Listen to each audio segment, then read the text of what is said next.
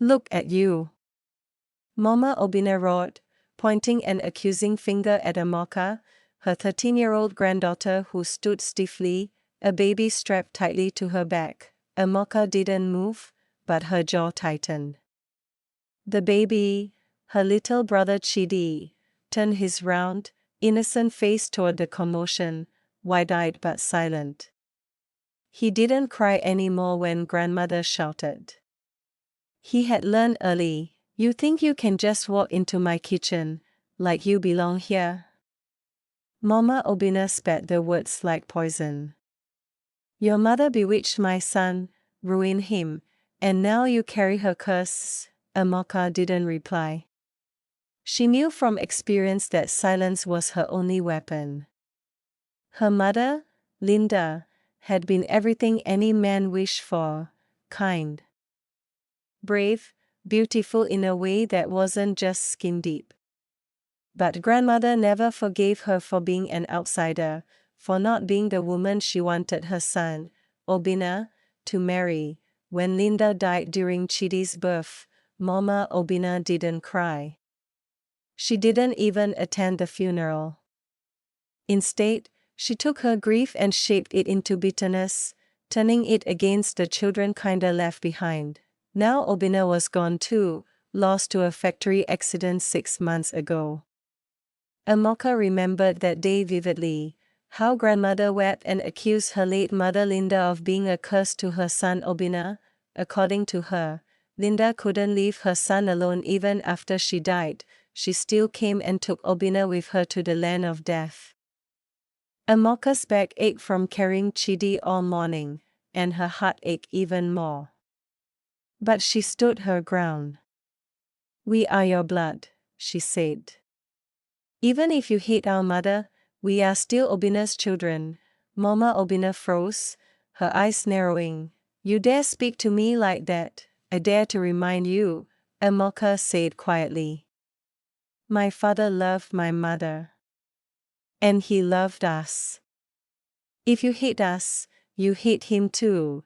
A storm brewed behind Mama Obina's eyes, but her hands, those hands once strong from pounding yam and farming cassava, trembled slightly. Amoka didn't wait for a response.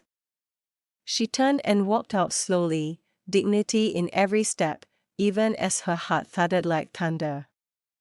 The kitchen was too quiet now. The kind of quiet that echoes regret.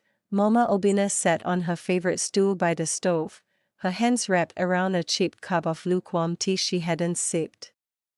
Outside, the compound was still, painted in twilight shadows, but inside her head, her son's voice was loud. "Mama, Linda is my choice. She's kind. She's strong. Please, try to see her with my eyes." She hadn't.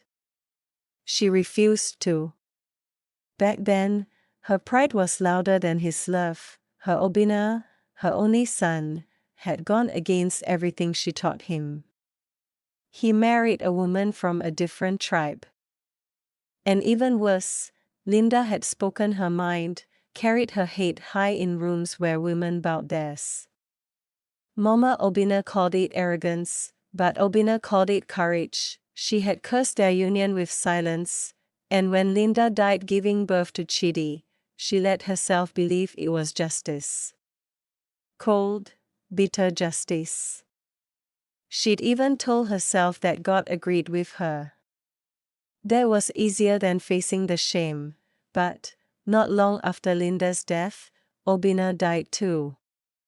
And she strongly believed Linda took Obina with her, but today, in that kitchen, today had changed something. Amoka. The girl with her mother's eyes and her father's stubborn chin had stood tall and spoken truth. And it cut deeper than anything. "If you hate us, you hate him too," Mama Obina had said for hours after they left the kitchen. She didn't know when the tea had turned cold.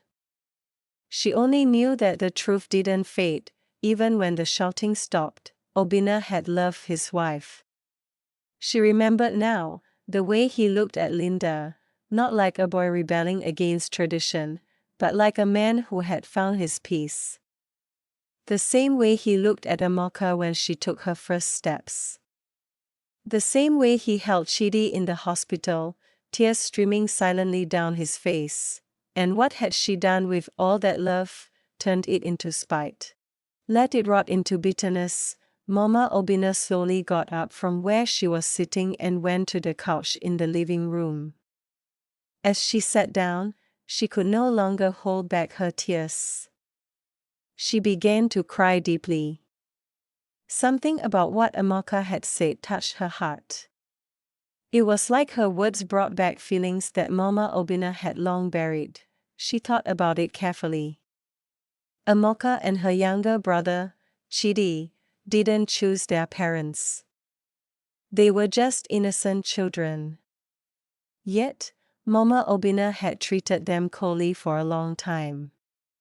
She realized she had hated them not because of who they were, but because they reminded her of their late mother, whom she never liked. She remembered the many times she had carried little Chidi in her arms. But even then, she had been distant. She also recalled how she had stopped Amoka from touching her things or even going into the kitchen to serve herself food. Even though she always made sure they had enough to eat, she never gave them the love and warmth they truly needed.